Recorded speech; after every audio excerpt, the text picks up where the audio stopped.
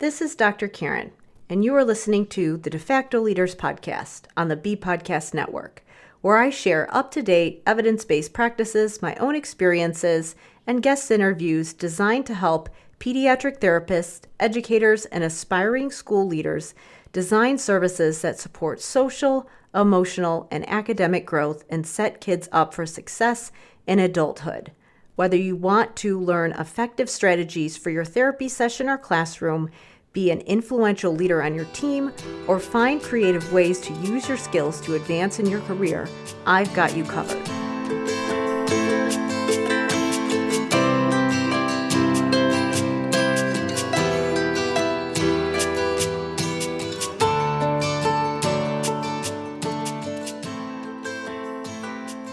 Hey everybody, it's Dr. Karen. Welcome to episode 244 of the De Facto Leaders Podcast on the B Podcast Network. This is part 3 of a 3-episode series titled What's the Point of a Language Evaluation? Breaking Down Diagnostic Accuracy, Standards, and Scores with Destiny Johnson and Tiffany Shahoumian-Ruiz. One of the things we talked about in this third segment is why arbitrary cut scores seem safer than relying on clinical judgment. And I wanted to talk about this topic with our guests, Destiny and Tiffany, because they're doing a lot of advocacy work in this area and really encouraging people to use additional tools besides just norm-referenced assessments that give a standard score.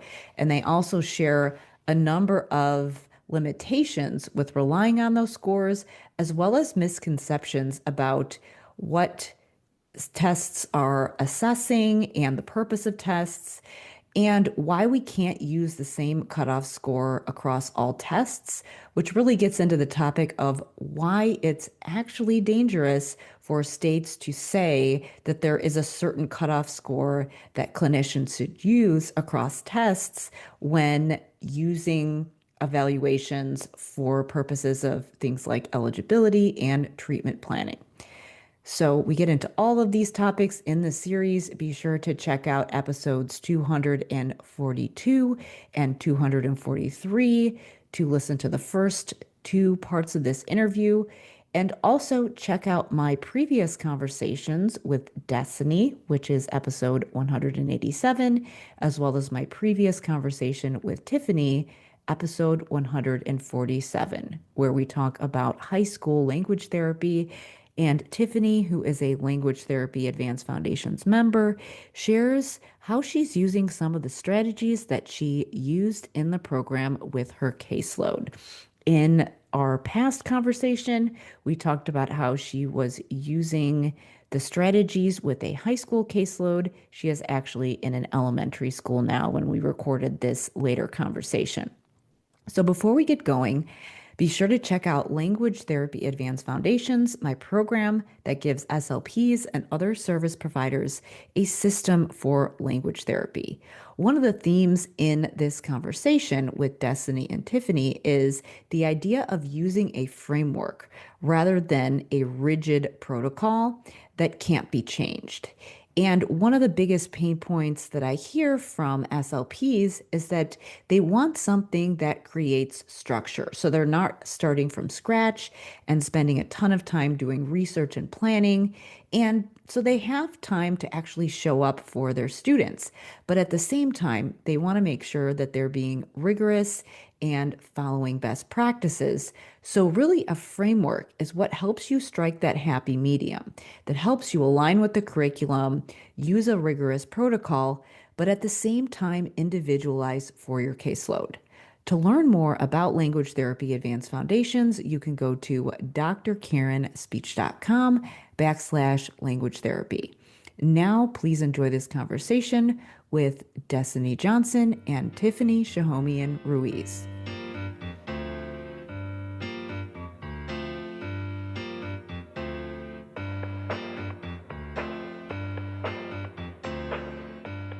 So I'm wondering, because I'm just thinking of, specific situations and conversations I've had with clinicians who are like, okay, I did this test. Sometimes you don't realize that you didn't pick the right assessment protocol, when you're in the middle of it, you've got these test scores and you're like, this isn't giving me what I need. And I need more information that would involve a combination of a standardized assessment and a language sample and non-standardized protocols. And I think sometimes people want to say, well, not disqualifying the first test, but make the statement of this these results should be interpreted with caution. We shouldn't see this standard score as like a key decision-making data point. And I've seen people do that where they almost throw out the first one and try to use the second, third one, whatever else they did. So how does the math and the building the case work out in those types of situations? Because I've seen that happen a lot. That's a good question. Are you saying that the first test was kind of questionable based Yes. on Yeah, like not valid. And so now the clinician's in a place where they don't feel like they can use the first test, but then, are they gonna feel like they're backed in a corner now? Because if I give another test, it's going to make it even harder. And because like you said, you have that multiplier.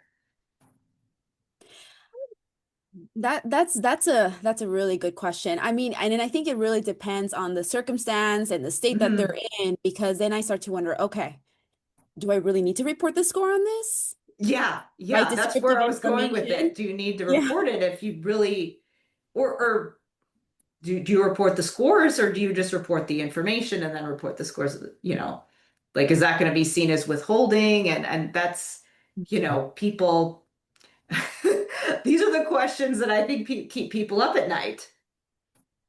That's a good question. Very good. I think it could be interpreted different ways, like legally, Yeah. but I think that if the test is discriminatory, it Hmm. depends on the reason. Yeah. Let's say Hmm. the child was just acting, maybe not really, was messing around, didn't look like Hmm. they were giving good They effort. weren't, it wasn't a good day for them for whatever reason.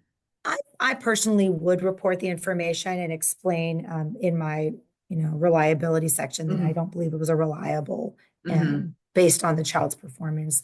Um, yeah, that's a tough question. It Yeah. depends. Hmm. It Yeah, depends. definitely. Hence the What? reason why cutoff scores are tricky to Yes. navigate.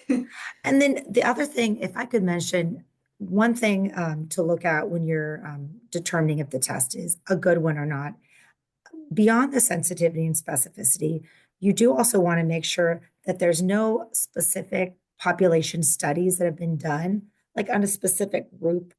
You want to, you want to make sure that that test is not going to be discriminatory against a student in front of Yeah. you.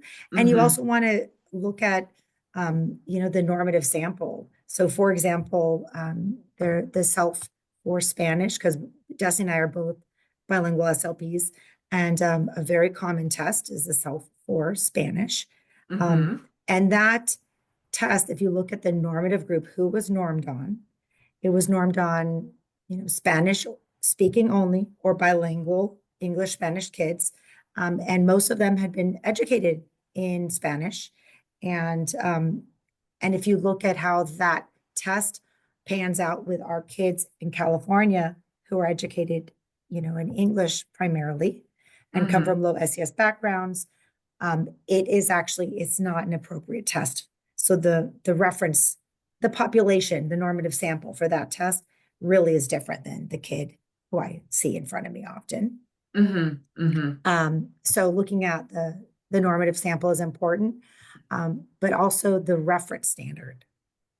So Okay. the reference standard is, how did you determine that those kids in the sensitivity group were actually disordered, right? Hmm. And how did you determine that those kids in the specificity group were actually typically developing?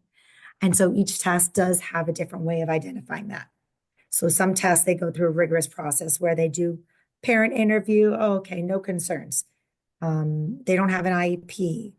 They were given perhaps another test. So what made them be identified as typical or what made them be identified as disordered to begin with. Mm-hmm. And some tests, their reference standard is, oh, you are receiving speech and language services in the schools. Okay, we're going to call you language disordered. And so Mm-hmm. it's not that they're not language disordered, they might be, but what about other kids who have language disorders that aren't that's not disabling them, or it wasn't identified as a disabling condition? Mm-hmm. Those kids aren't in the group.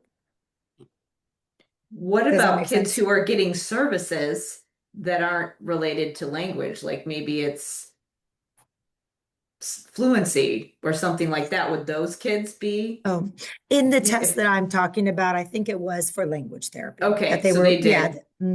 yeah. I've seen reference standards for different research studies where it's just what's their eligibility. And I'm Oh, like, wait, how deep are you looking into that? right, right. Yeah. So for where can people find out about the reference standard? Is it typically in the manual or published somewhere? It is typically in the manual. I believe Marie Ireland and some of her folks on Virginia, they put together a document with a bunch of tests, and it lists the sensitivity, specificity, and the reference standard, I believe. Hmm. So we'd be happy to share that Yeah, with you that'd be guys because great. yeah, I mean, it makes it helpful because then you can just cross check with your manual, and it's an easy, just to glance at it. Hmm. Yeah, definitely. So we've talked about sensitivity, specificity, reference standards, diagnostic accuracy, and then the purposes of a test. What are some other things that clinicians need to know or misconceptions that would be good, and just this idea of truly understanding what is a good protocol and then also having that top of mind when you talk to your colleagues. Like what other topics haven't we touched yet that would be relevant for people to know? I think, go ahead, Destiny. Go ahead. Common misconceptions is, I think, the important one that I really want to reiterate is the fact that we just use this one standard score for Mm, all of the tests. And we need yeah. to have this conversation of test specific cut score.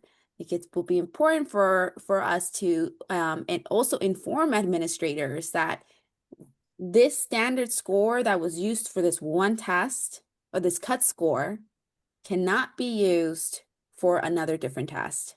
So it really Hmm. does depend on the situation. And then also another common misconception, and I'm trying to make sure that when I'm selecting my assessment tools, is I don't have a favorite test. There should not be a Hmm. favorite test, a go-to test, because each Yeah. really depends on its specific purpose. So when we begin the assessment process, we really should be more so looking at it from, okay, what is the situation at hand and what question am I trying to answer? Most of the time as school-based SLPs, it's okay, does this child qualify or not? And by shifting our mindset and using that framework, that decision framework, then it can better help us select tools that are going to be better appropriate rather than just, okay, I'm just going to get this test because it's my go-to task for all situations. Hmm. I was debating on the question, the dreaded question, what's your favorite test? What's your go-to test? I get that so many times, and it's funny because every single person that I've interviewed on here about tests has the same answer where they're like, well, it depends. What are you trying to do? Nobody wants to answer that question when you're really talking about assessments and best practices because you can't. I mean, I can say, well, if your goal is this, then these are some tests that I have used. You don't want to say this is my favorite test because because it's not the right question to answer or to be asking. And I love that you called it a decision framework because I think that's really what we need more than just arbitrary cut scores. Like, what are the decisions and key concepts and questions you need to ask about the test? And that's really what should guide it. So, what should our decision framework be? Is there anything published or yes? All right, let's go there. Yeah, so and we really love this article. It's the title of the article, and we'll also send it to you so that you can reference it. Mhm. Adopting a conceptual validity framework for testing in speech language pathology, by Daub et al. And it Okay. was published in 2020, so it's in on ASHA. So Okay. yeah. Awesome. I was going to ask about that because you mentioned it earlier and I was like, ooh, I want to know what that is because Yeah. I know I'm going to get emails. Where's that article? And another thing I like to mention, as much as I love using tests and I love that it makes it easy and I love that the information can be there. Like, for example, the TILS is a newer test that I've been Yeah. starting Hmm. to use, and there's a Yep. lot of good talk about that test.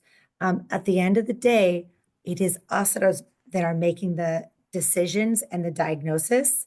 So I always like to tell, clinicians, does it make sense? Does this really look like a child with a language disorder? And, I think that Hmm. they're like parent interview and piece those things together. Did the child have delayed early milestones? Okay. Does the parent have concerns? And sometimes people are hesitant to use parent interviews, and they have better, like sensitivity than they do specificity. Because if there's something wrong with the child's language, the parent usually will say something. Yeah. But on the Hmm. other hand, sometimes parents do complain of language concerns when their child's actually typically developing. Hmm. But if you Hmm. piece all those pieces of information together, or if you look at the actual language sample and say, wow, how many times did I have to ask the child a question? Did I have to ask them, what do you mean? Who Hmm. is that? Wait, where were you? That is signs that there's actual, you know, Hmm. there's a disorder going on or there's some difficulty going on. So I just like to tell SLPs out there, it's not just about the test, but we do want to use that evidence as much as possible. We are a scientific field, but at the end of the day, it has to make sense. Hmm. Hmm. Yeah. Love it. So, what have both of you found to be effective ways to get other people on board? So, people who are not clinicians, people who are not SLPs, people who maybe just what they know is these arbitrary scores. So they in their minds, that's best practices. That's, you're being rigorous and they don't know anything else. And like, and there might be things that they're concerned about relating to funding and staffing and capacity and compliance that they might be concerned about. So those things might be top of mind, and they might not have an awareness of all these other things that we've talked about in this conversation. What have you found to be effective ways to start getting people to buy into this concept of using dynamic assessment and relying less on these arbitrary scores? I'll be honest, it has not been an easy process. Hmm. Um, to start off, it really just takes one clinician, one case at a time, from my experience. And it's difficult because it's so new. It's so new. I think we've grown accustomed because every time, now that I'm collaborating with SLPs, the first question I always get asked is, "What was the test score?" Rather than Yeah. more so, what evidence did you collect? What descriptive information did you collect to let us know that this child does or does not? It's been a difficult process, and I think need to start having the conversation of all of these tests do vary, and there's so much complexity when it comes to assessment. But I also do want to recognize that a lot of our clinicians are encountering higher caseloads, which makes it increasingly difficult really to have this conversation, because when we bring up the fact that the assessment process is so complex and you're also adding in just a higher caseload. There's just so much complexity. So it's really going to take time, but that has been my experience. Yeah. How about you, Tiffany? I just think it needs to be reiterated over and over again by different folks, different people. I'm constantly, forwarding, videos by Dr. Plant and Dr. Lavi, and people people don't want to read journal articles. It's a Mm-hmm. lot of people, it's time consuming. So just passing on that information over and over again, they keep on hearing it. Um, you know, our state regulation was developed 40 years ago. 40 Mm-hmm. years ago. And so Yeah. it's taken a long time for information to just keep on being reiterated. And unfortunately, I always say, you know, uh, you know, psychometrics, it's not sexy. It is Mm-hmm. not a sexy topic. People find it very dry and boring. But I'll tell you what's not boring, being in an IEP meeting with a lawyer and not having the information to state your case and advocate for the decision you made. So Mm-hmm. once we know this information, we will be better equipped to and more confident, to back up our decisions and make the right decisions. Mm-hmm. Yeah. Yeah, I I don't know guess how it's we can never make it boring when the sexy. lawyer's in the room. Yeah, It's a lot of yeah, things. Not boring is not one of them. yeah. Yeah. And I did wanted to add to that. Tiffany and I had this discussion of just how we're presenting this information, and making it visually appealing. And Mm-hmm. we tried this, and it's worked already. Where even talking about the state regulations, if you format it in a visually appealing way, this is going to draw clinicians in to read it. And we understand people get busy, and as Tiffany said, it's not a sexy topic. So how can we also make it visually appealing and really make it relevant to them? Hey, this is why it matters in your specific case. So I think that's just how to shift the conversation, how we word it will be most relevant as well. The visualization is important as well, because when you start to get into the weeds with talking about data and statistics, people just people zone out. But if you can make something visual, it gives you that quick snapshot, you can get it. And obviously you can attach the information with more context for people, but giving a snapshot is really important. And I found that to be something that I am continuing to work on. The Here's this research article, what's the executive summary? And I think that sometimes clinicians tend to be, a lot of us are very detail oriented. Maybe not, maybe not all of us. I think there are plenty of people who are a little more like, get right to the point, tell me what you want to do. But generally speaking, people who end up in those, if they're supervising multiple programs and having to make these decisions, they have to be in a situation where they've got to make quick decisions with limited information. When you're overseeing a lot of different areas, that's just where you have to live.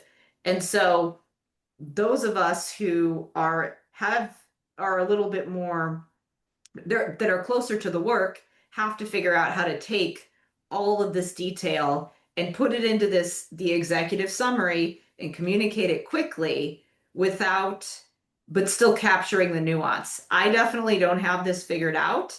I am every day trying to figure out how I can be better, but I think that's where we need to kind of figure out, okay, how do we communicate more effectively to the other people who need this information? And I think it's, again, the like you said, the visualization, the summary, the understanding of what's this other person worried about that maybe I'm not worried about, but they need to understand something that, where they don't have all the information. So yeah, it's an You know, ongoing thing for me.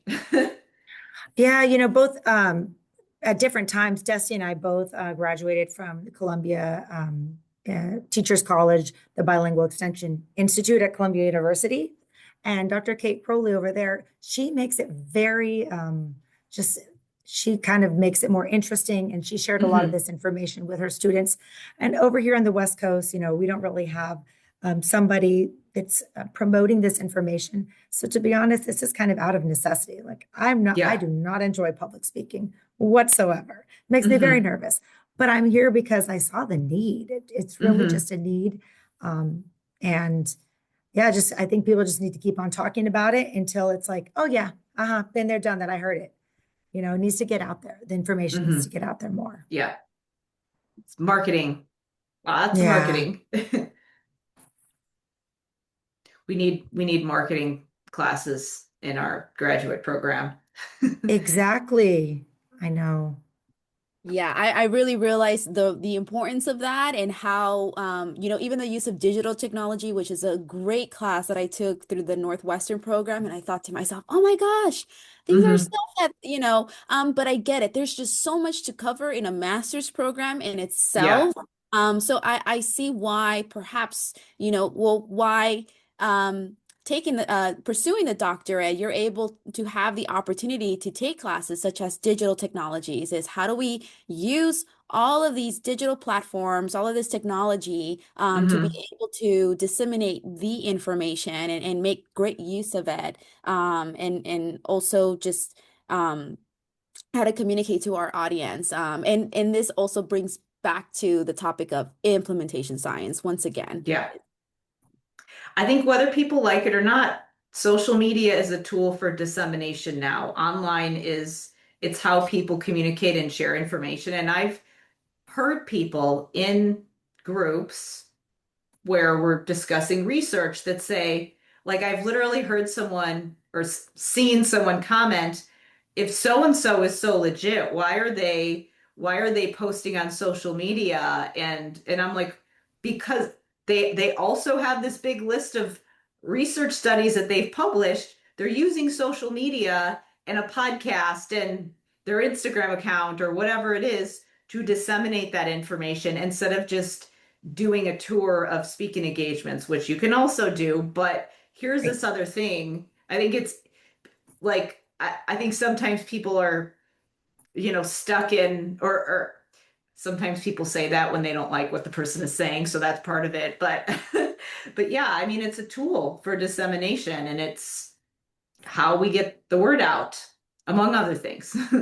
Yeah. So what other Um, things, before we wrap up here, what other parting words, thoughts, things do you want to share? And where can people go to learn more about what we've talked about today and where they can connect with both of you? One way that people can connect with me, I do have a social media page. And a lot of the times, well, most of the times, if it's something that an idea that was in mind, I will Hmm. cite. So you can follow me on Instagram at Destiny Johnson SLP. I post a lot and I love to collaborate and network because I always say multiple minds are better than one. Hmm. So that's where you can search for me and find me. Great. so I have my Facebook, which is Tiffany Shahoumian-Ruiz, and I have an Instagram, Tiffany Shahoumian. And that's where you can find me. All right. Anything else you wanted to share before we wrap up? Yeah, one more thing regarding the arbitrary cut score and whatnot. It is scary. It's scary when we have to think of the fact of, okay, well, we know, say for example, if we no longer need to use an arbitrary cut score and now you need to use a test specific cut score, it is scary because it is new and one thing that we're just hoping to do is continuing to educate, to disseminate this information. And we're hoping that by frequent collaboration, we can minimize that fear, Hmm. and empower SLPs to feel more confident of using the empirically derived test specific cut scores. That's what we're hoping for. Yeah. Yeah. Yeah. This is kind of related. One thing we didn't mention is that folks think that, okay, well, maybe the seventh below the seventh percentile was selected because They think that that's going to catch the more severe kids or the kids with a severe impairment, which would then probably correlate with a disability. Number one, that's contrary to IDEA. We're supposed to identify an impairment and then determine if there is an adverse educational impact. And if special education and related services are required. The law does not state that only children with severe impairments are eligible under IDEA. And Dr. Tammy Spalding, back in 2012, her and some other folks, they came up with an article, and they saw that of the tests that are being used for language impairment, there's no information in most or all of those tests to indicate that a lower score corresponds with a severity level. So apparently there's tests out there that can actually determine severity level, but I have not found them. And consistent with her research, when she did the review, there was no information in the manuals to say, oh yeah, this is a mild impairment. This correlates with a moderate impairment or severe. It could have some meaning, a lower test score, but it might not. Yeah. Yeah. Interesting. Many things to ponder for people. Well, Yes. thank you so much for being here with me today. Thank you so much. Thank you for I feel like having I just woke up though. Well, it's probably because you did, because it's 7:12 a.m. in California. But we got to do it. We got to do it. It worked. Yeah, I appreciate it. I love hopping up first thing in the morning and doing a podcast interview. So thanks again for being here. Thank you for having us. Appreciate it.